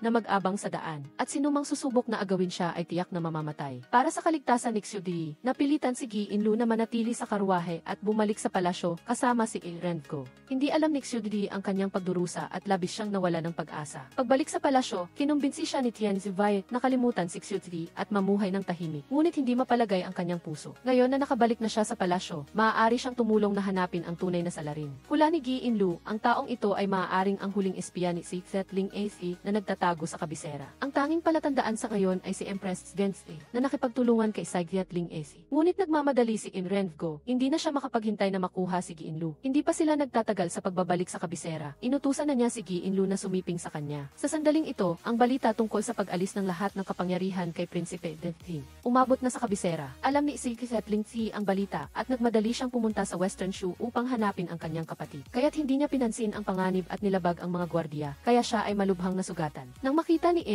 Viet na malubhang nasugatan ang lalaking mahal niya, kaagad siyang nakiusap sa kanyang kuya, ngunit hindi lang siya nabigo kundi sinaway pa. Wala siyang magawa kundi lumapit kay Gi Inlu para humingi ng tulong. Nagtulungan ang dalawang babae upang kumbinsihin si Rengo. Pumayag siyang magpadala ng doktor upang gamutin si Ling Ace. Binigyan din ni Viet si Gi Inlu ng isang napakalakas na gamot na maaaring makasira sa kagandahan ng isang tao. Hinalo ni Gi Inlu ang gamot sa alak, umaasa na pagkatapos niyang inumin ito, didirian siya ni Rengo. Sino ang mag-aakala na darating si Rengo sa sandaling iyon? Ang pagkabalisa ni Tian Zivai ay nagdulot ng gulo at nabunyag ang plano ni Gi Inlu. Nagalit si Rengo at kaagad siyang nag-utos na hilahin si Tian Zivai at paluin ng 30 palo at parusahan siya sa paggawaan ng tela. Nagpa siya si Rengo na pilitin si Gi Inlu. Sa kritikal na sandali, sinaktan niya ang ulo nito at dumugo. Mabilis siyang lumuhod at humingi ng tawad. Ngunit hindi niya inaasahan na ipahayag ni Rengo na si Gi Inlu ay nagbigay ng serbisyo at ginawang duanfe at ipinahayag sa buong kaharian. Alam ni Empress Gensei na may alitan sina Rengo at Gi Inlu. Kinasusuklaman niya ang relasyon ni Xiudi at Gi Inlu, kaya't nagtungo siya upang makipagkita kay Rengo. Sabi niya ay may paraan siya para magbigay daan si Gi Inlu sa kondisyon na ibibigay niya sa kanya si Xiudi. Mabilis na nagkaroon ng kasunduan ang dalawa. Si Xiudi sa Western Shu ay laging nag-aalala para kay Gi Inlu. Sa pagkakataong ito, nakatanggap siya ng balita na ginawang duanfe si Gi Inlu dahil sa kanyang serbisyo at kaagad siyang nawala ng pag-asa. Inilipat ni Rengo si Gi Inlu sa Tidnan Viti. Nang marinig ang balita, pumunta si Empress Gensei upang bumisita. Gumanti siya sa pamamagitan ng paggamit ng kanyang opisyal na katayuan at gusto niyang bigyan siya ng leksyon. Hindi rin naman mahina si Gi Inlu. Sinasadya niyang saktan ang sarili niya, kaya natakot si Empress Gensei at napilitang umatras pansamantala. Sinuhulan niya ang court lady na naglilingkod kay Gi Inlu. Gusto niya siyang turuan ng leksyon. Matalino si Gi Inlu at agad niyang napansin na may kakaiba sa court lady. Maswerte siyang nakatakas. Nagtaka siya kung bakit gustong kalabanin siya ni Empress Gensei ng ganoon. Ngunit gayunpaman, ito ay isang magandang pagkakataon upang imbestigahan kung sino ang tunay na pumatay sa nakababatang kapatid ni Xiudi. Sa kabilang banda, pinabilis ni Xiudi ang paglipol sa mga bandido at pagkatapos ay mabilis siyang bumalik sa kabisera. Hindi niya inaasahan na makikita niya ang eksena kung saan inutusan ni Rengo ang mga tao na magdala ng mga regalo kay Gi Inlu. Nagkamali si Xiudi sa sa pag-aakala na sumuko na siya sa emperador at umalis na nawawala ng pag-asa.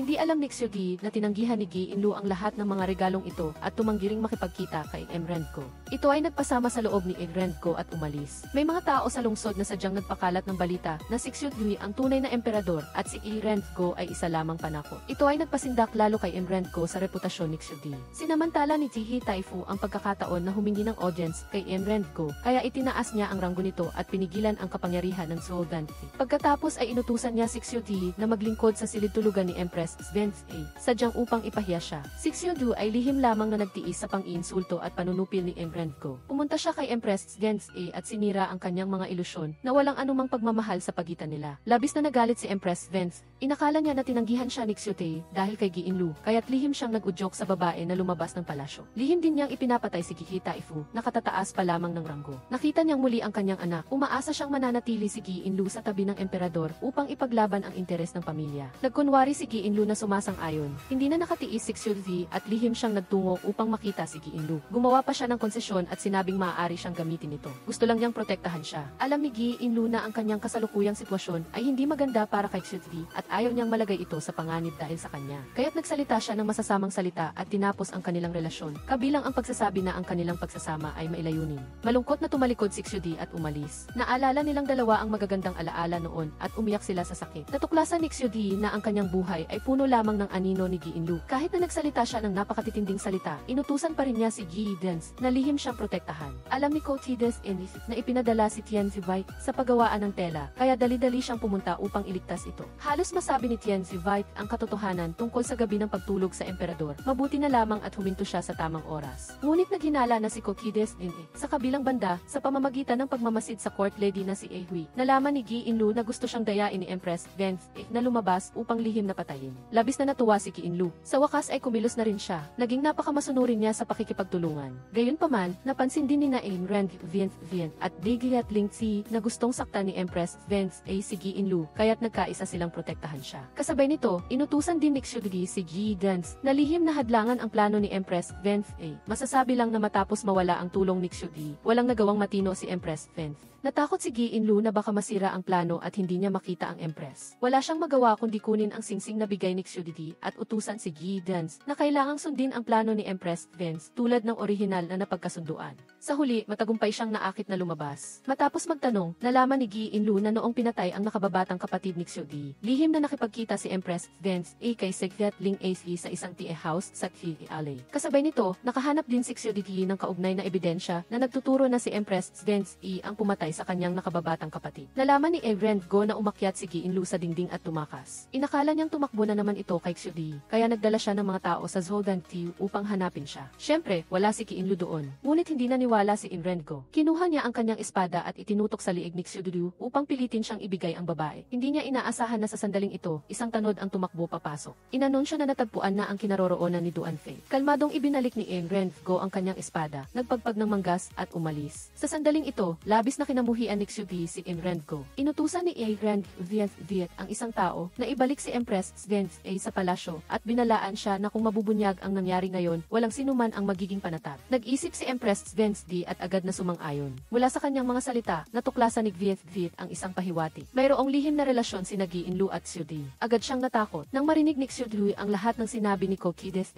agad niyang hinanap si Tian Zivite at tinanong kung ano ang eksaktong itinatago ni Gi Inlu. Walang magawa si Tian Zivite kundi sabihin ang katotohanan. Hindi pa kailanman sumiping si Gi Inlu. Ginagawa niya ang lahat upang protektahan siya at para rin matulungan siyang mahanap ang tunay na salarin. Labis na naantig si Xiudi nang marinig ito. Sa kabilang banda, ibinalik ni Rengo si Gi Inlu sa Tidnan Viti. Sa pagkakataong ito, pabago-bago ang kanyang ugali at napakahirap hulaan. Dinala niya si Lin Didet Sandis sa harapan ni Gi Inlu at pinilit itong gamitin ang kutsilyo upang saksakin ito at patayin upang pilitin si Gi Inlu na sumunod. Tumakbo si Xiudi at labis siyang nasaktan nang makita si Gi Inlu na labis na naapektuhan. Inutusan niya si Yi Dens na hanapin ang bangkay ni Lin Didet Gens. Hindi niya inaasahan na buhay pa ito at mahina na lamang ang hininga. Nalaman ni Gi Inlu ang balita. Sa wakas ay nabawi rin niya ang kanyang katinuan. Gusto ni Renfgo na pumasok si Gi-inlu sa palasyo bilang Duan Fei, ngunit palagi itong tinututulan ng mga opisyal ng korte. Inutusan niya si Xiudidi na mag-isip ng paraan upang harapin ito. Iminungkahi ni Xiudidi na gamitin ang araw ng kapanganakan ni Buddha bilang isang pagkakataon. Maaaring personal na kopyahin ni Gi-inlu ang mga Buddhist scriptures at ihandog ito, nalilikha ng reputasyon ng kabutihan at wala nang maglalakas loob na tumutol. Sa katunayan, lihim na nagplano si Xiudidi. Sa mismong araw ng kapanganakan ni Buddha, magkakaroon ng solar eclipse. Kasabay nito, lihim din siyang nag-utos na palitan ang mga Buddhist scriptures na kinopya ni Gi-inlu. Walang mayaalay si Gi-inlu sa Buddha at naglakas loob siyang insultuhin ang Empress Dowager. Siyempre, hindi na rin siya pinapayagang pumasok sa palasyo. Sinamantala ni Gi-inlu ang pagkakataon habang nagdarasal ang lahat at nagdahilan na lumabas upang magpahangin. Palihim din siyang sinundan ni Renfvin. Nakita niyang nakipagkita siya kay Xiudidi. Sinabi ni Xiudidi kay Gi-inlu na kahit si Renfgo pa ang emperador, hindi niya ito bibitawan. Hahanap siya ng paraan. Ang dalawang nagmamahalan ay nagdesisyon na huwag pansinin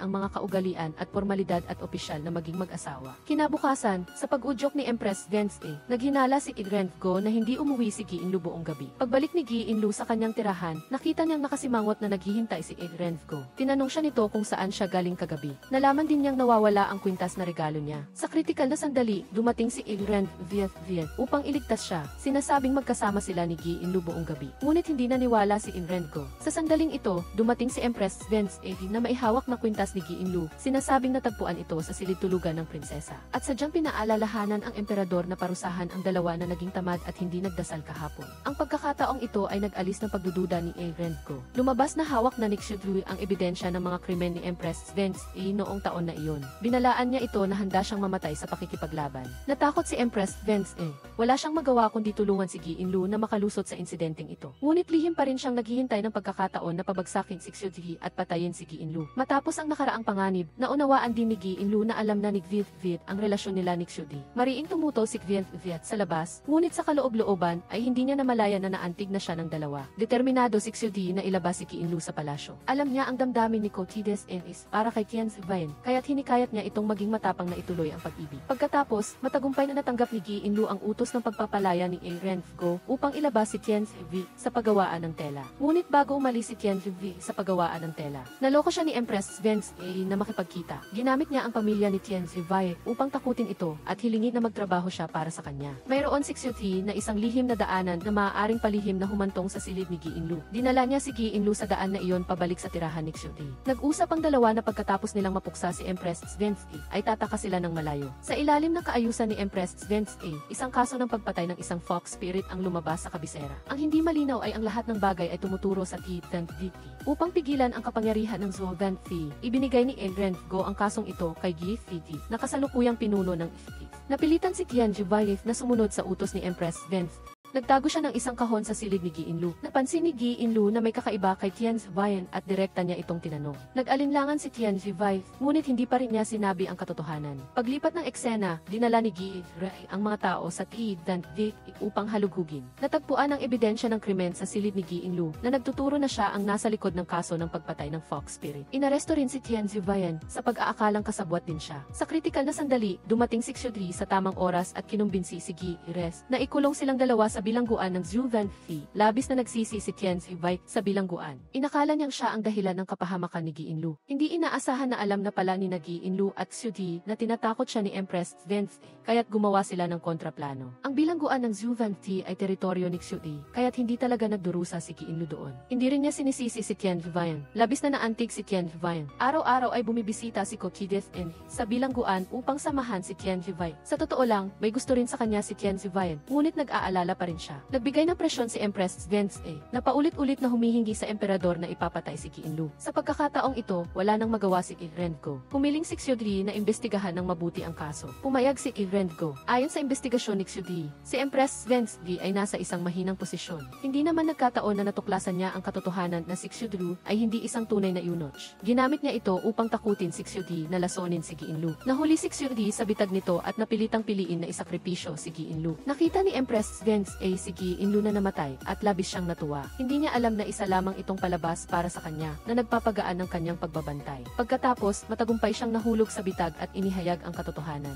Siya ang nasa likod ng kaso ng pagpatay ng Fox Spirit. Si Empress Wednesday ay tuluyang hinatulan ng kamatayan. Nahanap ni Xiudui ang salarin ngunit sinisisi pa rin. Ginamit ni Engrenko ang dahilan. Pag-alis niya kay kanyang pagkatalo mula sa posisyon ng pinuno ng tagapagtala ng kawanihan ng pagsasaayos, walang pakialam si Xiao Dai. Dahil kahit nawala na ang titulo, siya pa rin ang maihawak ng tunay na kapangyarihan ng kawanihan ng pagsasaayos. Sa sandaling ito, si Dong Yun ay itinuturing na kasabwat ni Reyna Rong-an at malapit na siyang ipatapon. Nang inakala niyang mamamatay na siya sa isang banyagang lupain, matagumpay siyang nailigtas ni Cao Chon ang sa ilalim ng dahilan ng pagpapakasal sa kanya. Sa wakas, nagkaliwanagan na silang dalawa at nagpatawad sa isa't isa. Si Xiao Dai ang inatasang magdala ng lason kay Reyna Rong-an. Sa harap ni Reyna Rong-an, diretso niyang sinabi na naghihiganti siya para sa kanyang nakababatang kapatid. Ngunit ang huling salita ng Reyna ay nagpahiwatig na may ibang tao ang pumatay sa kanyang nakababatang kapatid noong taong iyon. Sa tingin ni Bu Yinlu, hindi rin si Reyna Rong-an ang salarin. Sinuri niyang muli ang kwintas at natuklasan niyang katulad ito ng ibinigay ng kanyang ina sa kanyang ama. Naghanap si Bu Yinlu ng pagkakataon na harapin siya at natuklasan niyang siya talaga ang salarin at hindi man lang nagsisisi. Ang kanyang walang puso at malamig na ugali ay lubusang nagpahina ng loob ni Bu Yinlu. Napagtanto rin ni Bu Yulu na hindi na niya makontrol ang kanyang anak na babae. Sa kabilang banda, kinilala rin ni Xiao Dai si Bu Yulu bilang salarin na pumatay sa kanyang nakababatang kapatid noong panahong iyon batay sa huling salita ni Reyna Rong-an. Parehong nahaharap sina Bu Yinlu at Xiao Dai sa isang mahirap na kalagayan. Hindi nila alam kung paano haharapin ang isa't isa, kaya tanging ang tahimik na pag-iwas ang kanilang magagawa. Sa pagkakataong ito, tuluyan nang nawala ng pasensya si Murunggao kay Bu Yinlu. Nagpasya siyang sa pilitang dalhin siya pabalik sa palasyo at gawin siyang reyna. Labis na nag-alala si Xiao Dai at nag-aalangan kung papatayin ba niya si Bu Yulu o hindi. Kailangan niyang magdesisyon sa lalong madaling panahon, kung hindi, wala na siyang pagkakataon na paalisin si Bu Yinlu. Sa huli, pinili ni Xiao Dai na magplano ng pananambang upang patayin si Bu Yulu. Nang malaman ni Bu Yinlu ang tungkol dito, sinubukan niyang pigilan siya, gustong lasingin si Xiao Dai upang hindi siya makapunta sa asasinasyon, ngunit hindi nalasing si Xiao Dai. Sa halip, ikinulong niya ito sa luming Giant He. Huli na nang dumating si Bu Yinlu, inakala niyang si Xiao Dai ang pumatay sa kanya at labis siyang nabigo. Ngunit hindi niya inaasahan na hindi talaga pinatay ni Xiao Dai si Bu Yulu. Natatakot siyang magdusa si Bu Yinlu kaya nagbago siya ng isip. Nagkasundo ang dalawa at nagyakapan ng mahigpit. Natuklasan din ni Murunggao na palihim pa rin kinokontrol ni Xiao Dai ang kawanihan ng pagsasaayos, kaya sinunod niya ang mungkahi ni Bu Yulu at ipinadala si Xiao Dai upang bantayan ang libingan ng imperial. Nang walang utos, hindi siya pinahihintulutang umalis. Sa pista ng kalagitnaan ng Taglagas, dumagsa ang mga kamag-anak ng imperial mula sa lahat ng dako patungo sa kabisera. Pansamantalang sumuko si Wu Wenliang at masayang bumati para sa pista ng kalagitnaan ng Taglagas, kasabay ng pagsang-ayon ni Bu Yulu, si Wu Wenliang. Matagumpay niyang naimbitahan si Murunggao upang pumunta sa pangangaso. Hindi nag-alinlangan si Murunggao. Pinayagan niya si Wu Wenliang na samahan siya at ipinasa ang responsibilidad ng pagtiyak sa kaligtasan ng pangangaso sa ganap na pangangasiwa ni Lord Bu. Sa kabilang panig, dumating si Bu Yinje sa luming Giant He upang hanapin si Bu Yinlu na nagsasabing kinasuklaman siya ni Wu Wenliang at wala na siyang mapuntahan, kaya gusto niyang manatili muna doon. Nakita ni Bu Yinlu ang masasamang intensyon niya, ngunit hindi alam kung ano ang plano niya. Dinala ni Bu Yinje si Murunggao upang biglaang pumasok sa luming Giant He. Natuklasan niya na nagpapanggap na maisakit si Bu Yinlu upang ipagpaliban ang kanyang pagbalik sa palasyo. Sa sandaling siya ay nababagabag at umiinom ng alak. Nagbihis at nag-ayos siya nakahawig ni Bu Yinlu at sinadyang makipagkita upang akitin siya. Nagalit si Murunggao kay Bu Yinlu at sadyang pinaboran si Bu Yinje. Inutusan niya silang dalawa na pumunta sa pangangaso upang magpraktis sa pagbaril. Sa lugar ng pangangaso, sinadyang gumawa si Murunggao ng matalik na kilos kay Bu Yinje sa harap ni Wu Wenliang. Hindi nagalit si Wu Wenliang at hiniling pa kay Bu Yinje na pagsilbihan ng mabuti ang emperador. Pagkaalis pa lang ni Xiao Dai sa kabisera, bumalik si Wu Wenliang. Niyaya ni Bu Yinje ang emperador. Sa dami na nangyayaring sabay-sabay, palaging may nararamdamang mali si Bu Yinlu. Kaya, sa panahon ng pangangaso, palihim niyang sinundan si Bu Yinje at natuklasan niya na lihim silang nagkita ni Bu Yinje at Wu Wenliang.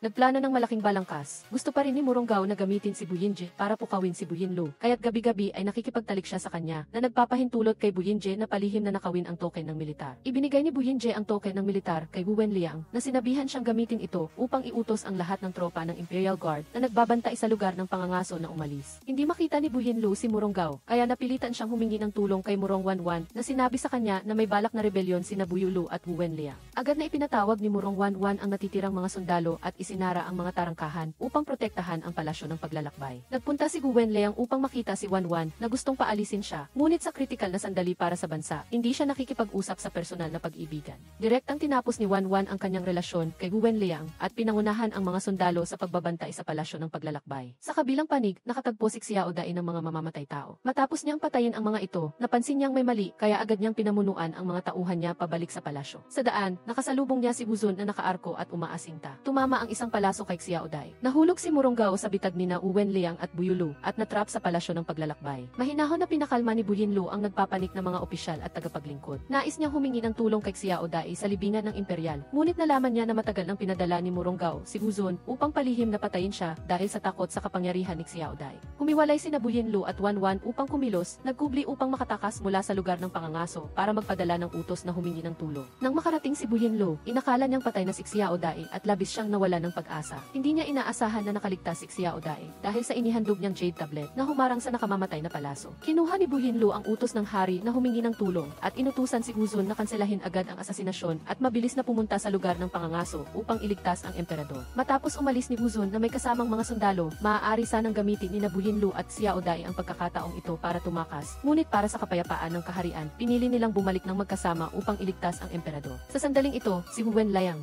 sina Gu Wenliang at Buyulu ay pumasok na may kasamang mga sundalo. Nagpanggap si Murong Wanwan bilang si Muronggao upang iligaw si Gu Wenliang sa ibang lugar. Samantala, tumakas si Muronggao. Nang malaman niyang naloko siya, labis na nagalit si Gu Wenliang at gustong pugutan ng ulo si Murong Wanwan. Walang pag-aatubili na humugot ng espada si Gu Wenliang upang iligtas si Wanwan at lumaban sa kanyang kuya. Dumating sa tamang oras si Xiao Dai kasama ang kanyang mga tauhan at tinalo ang mga rebelde upang kontrolin ang lugar ng pangangaso. Alam ni Gu Wenliang na wala na siyang pagkakataon at gustong gamitin ang kanyang kamatayan upang iligtas ang buhay ng kanyang nakababatang kapatid. Masakit na sumigaw si Gu Wenliang. Pinamunuan ni Buyulu ang kanyang mga tropa upang tugisin si Muronggao. Nang tumakas siya sa kalagitnaan ng daan, hindi sinasadyang natisod siya at gumulong sa dalisdis ng bundok. Mabilis na dumating si Wuzun at matagumpay na napatay si Buyulu na iligtas ang banal na karwahe. Gusto ni Xiao Dai na gamitin ang pagkakataong ito sa kaguluhan upang dalhin si Buyinlu na tumakas ng malayo. Hindi niya inaasahan na si Muronggao ay nasuri na masyadong malubha ang sugat at hindi na makakalakad ng normal sa hinaharap at agad niyang ipinatawag si Xiao Dai upang talakayin ang mga hakbang sa pagtugon. Nagmungkahi si Xiao Dai na pumunta muna siya sa luming Giant Hill upang magpagaling ng mga sugat. Ngunit hindi inaasahan na si Muronggao ay naging mas magagalitin at mapagdikta at mas umasa pa siya kina Xiao Dai at Buyinlu na nagpapahirap sa dalawa na umalis kahit na naligtas ang buhay ni Gu Wenliang. Ngunit nawala ng kanyang titulo at naging isang karaniwang tao. Araw-araw siyang nagdurusa at gumagamit ng alak upang makalimot. Pinilit din niyang umalis si Wanwan nang gusto siyang alagaan ito dahil hindi niya kayang harapin si Wanwan at ayaw niyang idamay pa ito. Pumunta si Buyinlu kay Xiao Dai sa pamamagitan ng lihim na daanan upang talakayin ang plano nilang tumakas kinabukasan. Hindi alam na natuklasan na ni Muronggao ang lihim na daanan. Nasaksihan niya ang lahat, ang sikreto ni Xiao Dai na nagpapanggap lamang siyang eunuko at ang pag-ibigan nilang dalawa ay natuklasan lahat ni Muronggao. Sa kanyang puso, nagtanim siya ng galit at nagpa siyang pahirapan silang dalawa. Pagkatapos nito, si Murong. Sa pilitang dinala ni Muronggao si Buyinlu pabalik sa palasyo at mahigpit siyang binabantayan ng mga tagapaglingkod araw-araw. Ikinulong naman si Xiao Dai sa malaking kulungan. Labis na nag-alala si Buyinlu para sa kanya. Biglang lumitaw sa likod bahay si Buyinje na may kasalanan. Ipinagyayabang niya na pinapaboran pa rin siya ng emperador at malapit na siyang maging reyna. Hindi alam ni Buyinlu kung ano ang balak ni Muronggao. Sa umagang korte, ipinahayag ni Muronggao na gagawin niyang reyna si Buyinje at lalo pa siyang naging mapangahas na pinasayaw siya sa gitna ng bulwagan na lubos na ikinagalit ng banal na Empress Dowager at ng mga ministro. Ginamit niya ito upang baguhin ang kanyang desisyon at ginawang reyna si Buyinlu. Sa wakas, naintindihan na ni Buyinlu. Ito ang paghihiganti ni Muronggao. Gusto niyang ikulong siya hanggang mamatay sa malamig na palasyong ito. Si Buyinje, na wala ng halaga, ay sinira ang mukha at itinapon sa palasyo ng paglalaba. Sinadya ni Muronggao na dalhin si Buyinlu upang makita si Xiao Dai na tinotorture sa kulungan at ipinakita ang kanyang kapangyarihan sa harap niya. Parehong labis na nasaktan sina Buyinlu at Xiao Dai, ngunit wala silang magawa. Sinubukan ni Murong Wanwan na hikayatin si Muronggao, ngunit nagdulot lamang ito ng maling akala sa kanya na nagtataksil siya. Agad niyang ginamit ang buhay ni Gu Wenliang upang takutin siya, na nagpapaalala sa kanya na alalahanin ang kanyang pagiging prinsesa at maging tapat sa emperador. Nakita ni Wanwan na nagbago ang kanyang kuya sa puntong hindi na niya ito nakikilala. Kaya't labis siyang nawala ng pag-asa. Lihim niyang pinakawalan si Gu Wenliang. Mariing iginiit ni Gu Wenliang na isama siya sa pag-alis. Mamumuhay sila ng isang normal na buhay tulad ng iba. Hindi nila inaasahan na nahulog sila sa bitag ni Murunggao. Tanging pinayagan ni Wanwan si Wenlayang na umalis muna at siya ay nag-iisa na nagtiis ng parusa. Lumabas na ito ay pagsubok ni Murunggao para sa kanya. Inutusan ng kawanihan ng pagsasaayos na suriin si Cao Chon ang sa ilalim ng patnubay ni Xiao Dai. Matagumpay na nakatakas si Dong Yun kasama si Kilang at 1,000 katao mula sa kawanihan ng pagsasaayos. Matapos masugatan si Murunggao, naging adik siya sa pag-inom ng mga tonic at lalong naging nalilito ang kanyang isip. At madalas niyang nakikita ang multo ni Prinsipe Rong na nagpapakita. Nag-ilusyon din siya na sumuko na si Bu Yinlu sa kanya, kaya't nagmadali siyang pumunta sa palasyo ng Feng Yi upang dalawin siya. Hindi niya inaasahan na hindi na nagtago pa si Bu Yinlu ng kanyang emosyon at inilabas ang lahat ng galit at hinanakit na matagal na niyang dinadala. Labis na nahiya si Murunggao at nagalit at agad siyang nag-utos na sa 5 bakahatiin si Xiao Dai sa pambansang seremonya. Upang protektahan si Xiao Dai, nagsimulang magkunwari si Bu Yinlu na baliw, nagpapanggap na sinapian siya ng multo ni Prinsipe Rong na nagpahimatay sa takot sa mga tao sa palasyo ng Feng Yi. Sunod-sunod na nagsumamo ang mga ministro sa emperador na huwag gawing reyna si Bu Yinlu. Hirap na hirap si Murunggao na supilin ang pagtutol. Ngunit mahirap na ganap na mapuksa ang kawalang kasiyahan ng mga opisyal. Kasabay nito, lihim na nakipag-ugnayan si Xiao Dai sa kulungan sa mga taong nakatakas sa kawanihan ng pagsasaayos. Sa pagtutulungan, matagumpay siyang nakatakas sa kulungan. Labis na nasaktan si Xiao Dai nang malaman niyang nagpapanggap na baliw si Bu Yinlu upang protektahan siya at gusto niyang iligtas siya sa lalong madaling panahon. Gusto ring iligtas ni Wenlayang si Wanwan na nakakulong sa palasyo, kaya nakipagtulungan siya kay Xiao Dai. Tinutulungan silang magtago sa Menglulu. Ipinatawag ni Xiao Dai ang kanyang mga tauhan, handa na upang iligtas si Bu Yinlu. Hindi niya inaasahan na matagal nang naghanda si Murunggao. Kinuha niya si Bu Yin-je upang magpanggap bilang si Bu Yinlu at akitin si Xiao Dai sa kanyang kamatayan. Ginagamit niya ang buhay ni Bu Yinlu upang takutin si Xiao Dai. Wala siyang magawa kundi sumuko. Nang makita niya na malapit ng hatiin ng 5 baka si Xiao Dai, biglang nagwala si Bu Yinlu sa kritikal na sandali. Ginamit ni Bu Wenlayang ang pagkakataon upang ilantad ang krimen ni Murunggao ng pagpatay kay Prinsipe Rong. Ito ay tumagos ng malalim sa pinakamalaking takot sa kanyang puso. Agad siyang nagbigay ng utos na patayin ang lahat ng naroroon na nagdulot ng malaking kaguluhan. Ginamit ni Cao Chon ang Kilang at Wenlayang ang kaguluhan upang iligtas si Xiao Dai. Pagkatapos nito, si Bu Yinlu ay naging ang baliw na reyna sa mata ng lahat na ikinulong sa pagoda sa Futuofu. Si Xiao Dai, nakalalabas lang mula sa bingit ng kamatayan, ay nagpakalat ng mga bulong-bulungan tungkol sa pagpatay ng emperador kay Prinsipe Rong at pag-agaw ng trono upang iligtas si Bu Yinlu. Ang mga ministro sa korte ay hindi rin masaya sa mga bulong-bulungan sa mga tao at isa-isa silang nagsumamo sa emperador na imbestigahan ng husto ang pagkamatay ni Prinsipe Rong. Nagwala si Murunggao, pinatay ang mga ministro, ikinulong ang banal na Empress Dowager, kinansela ang pagdalo sa korte, at pinatay pa si Eunuch Zun na matagal nang naging tapat sa kanya. Nasaksihan ni Bu Zun ang kalupitan at karahasan ng emperador. Ang kanyang mahina na katapatan ay natinag. Nalaman ni Wanwan ang mga kalupitan ng kanyang kuya.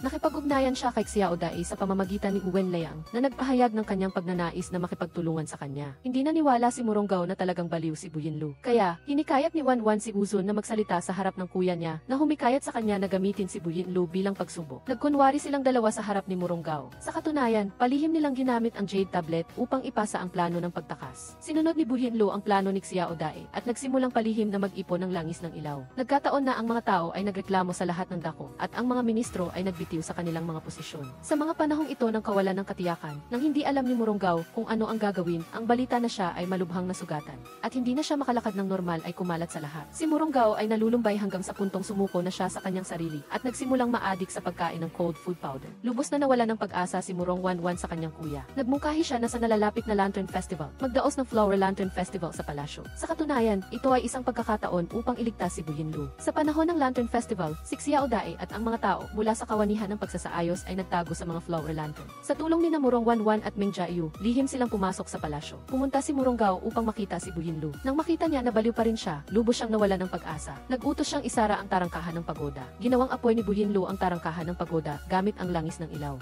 Mabilis na dumating si Xiao Dai at matagumpay siyang nailigtas. Nagkunwari si Xiao Dai at Bu Yinlu bilang mga tagapaglingkod sa palasyo at palihim na tumakas na nakasuot ng maskara. Hindi inaasahang natuklasan sila ni Uzun sa daan. Ang mas nakakagulat pa, nagbulag-bulagan siya at hinayaan silang umalis. Sa kasamaang palad, pagtalikod nila, hindi sinasadya silang nakasalubong ni Murunggao at muntik nang mabunyag ang kanilang pagkakakilanlan. Sa sandaling ito, ang apoy sa Futuofu ay lumakas. Agad na nag-utos si Murunggao na patayin ang apoy. Ginamit ni Xiao Dai at Bu Yinlu ang pagkakataon na tumakas. Naghawak sila ng kamay at tumakas mula sa kabisera patungo sa kalayaan. Dito na nagtatapos ang video. Kung gusto mo ito, bigyan mo ako ng like at mag-subscribe sa channel para magkaroon ako ng motibasyon na gumawa ng mas magagandang video. Salamat sa inyo!